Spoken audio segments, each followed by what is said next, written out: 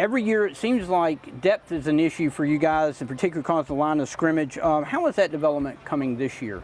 Well, you know, depth is always an issue. The issue we have right now is not just depth, but it's numbers. And so when you're talking offensive line, we only have 3 extra bodies. So when you're talking about numbers and depth, we've got to make sure that those 3 kids are ready to play, both sides of the ball. So we've got different rotations that we can look at to get these kids more time, as well as getting other kids some rest.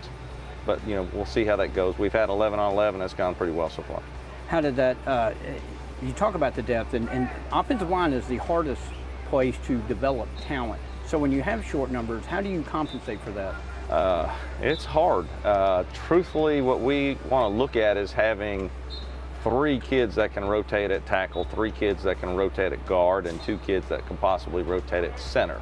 And we try to do the same thing on the defensive side. So if we've got we're even front, so 3 tackles, 3 ends.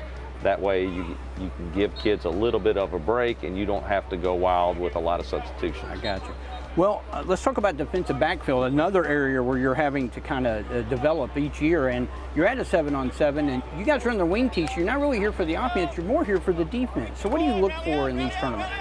Well, again, like you said, we're looking to try to make sure that we can develop depth. And we've got some numbers of kids, unfortunately, right now. They're very young and green.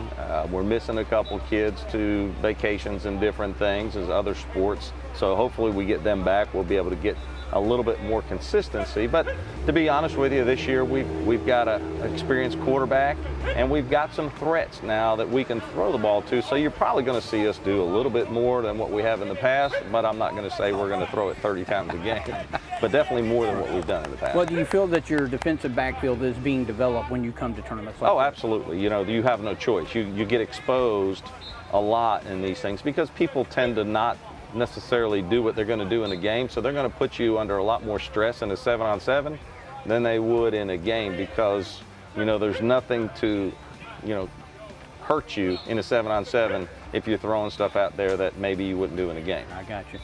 Coming into your senior year, what are you guys as a group looking for with this group? We're just looking for a lot of success. You know, our main goal is winning the region and making a deep run in the playoffs is our goal for sure. Well, we're here at a 7-on-7 at Jefferson. You guys primarily are running team, so you don't throw a whole lot. What do you get out of these 7-on? Does this help with the overall scope of playing quarterback? Yeah, you know, I'm learning a lot, learning different receivers, learning how we all play together, and I feel like we've been very successful. Is there a tendency to go to coach during the game, hey, look, coach, we can throw the ball? I mean, it's just whatever we need to do to win the game Friday night. I mean, if we need to throw it, if we need to run it, I mean, whatever we got to do, I mean, that's what we're going to do. Well, you're going to have crowds in the stands this year, which is from last year you weren't really able to have that. How much is that going to help you guys, particularly at the Brickyard? That's going to be awesome. You know, quite honestly, when I get actually in the game, I really kind of don't even hear anything else besides just the game. But when, just to feel that running out, it's going to be awesome.